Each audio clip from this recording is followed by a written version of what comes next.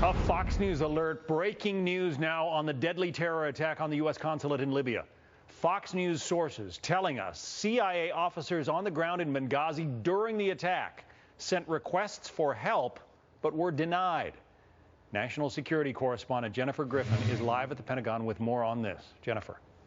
Hi, John. Well, sources who were on the ground in Benghazi during the attack tell Fox News that, in fact, there were 3 separate requests to aid not only the attack that was occurring at the consulate and to help with that attack, but also requests for outside help, outside military to help once there were gunfires and firefights at the CIA annex. Those requests, we're told, came from higher headquarters. They were told to stand down. There were, as you know, Glenn Doherty and Tyrone Woods, the former Navy SEALs, were over at the CIA annex at about 9:40 p.m. when the first shots were heard at the consulate where the ambassador and his team were taking fire.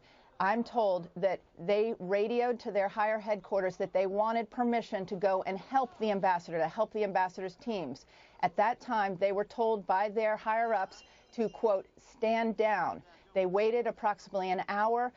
They requested again to send Glenn Doherty, Tyrone Woods, and other members of that team to help out at the consulate. They were again, for a second time, told to stand down. They ignored those orders. They made their way over to the consulate against orders. They helped rescue those who had survived at the consulate. They could not find the ambassador. They made their way back to the CIA annex about 1 mile away at midnight. That is approximately, the firing had started at 9:40 p.m., so that is approximately 2 hours and 20 minutes later. They get back to the CIA annex. They begin taking fire almost immediately. 4 mortars are fired at the compound.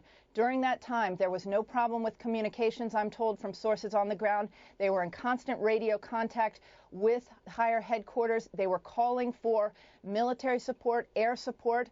I've also learned from separate sources that there was at least one special operations unit, most likely Delta Force, that was waiting on standby at Sigonella Air Base, about 480 miles from Benghazi. They could have been at Benghazi in approximately 2 hours. They were part of the Commanders in Extreme Force, a SIF, they're called in the special operations community.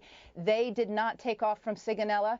Typically, on the ground, when special operations forces are involved in a firefight like this, they can call in air support from what are known as Spectre gunships. These are commonly used by the special operations communities, and sources in Benghazi who were involved in the attack say that no gunships were sent, no help was sent, even though the fighting at the CIA annex went on for more than 4 hours. We're also told that those at the CIA annex took into custody 3 Libyan attackers and were forced to hand them over to the Libyan February 17th forces that came to help at the annex at approximately 4 in the morning.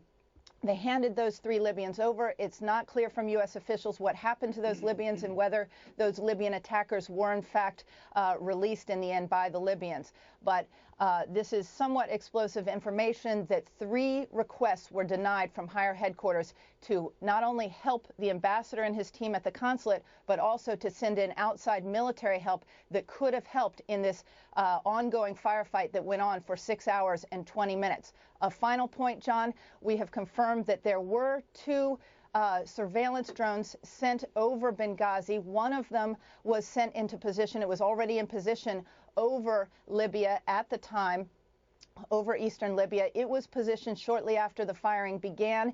It had to be replaced by a second drone later in the evening. So there was always one drone up above sending real-time video back to computers, computers that could be accessed at any of the agencies here in Washington. Anyone with a clearance at CIA, Pentagon, the White House Situation Room, or at the State Department could be tapping into that real-time video from the drones up above Benghazi on that night of September 11th and 12th. John? Jennifer Griffin at the Pentagon with some explosive information there. And so Doherty and Woods, who gave their lives in this attack, tried to rescue the others, in fact, did rescue the others against orders, you're saying, and this thing could have been a lot worse had they not done so. It's just incredible, and so many questions left to answer. Thank you, Jennifer. And John, one final point.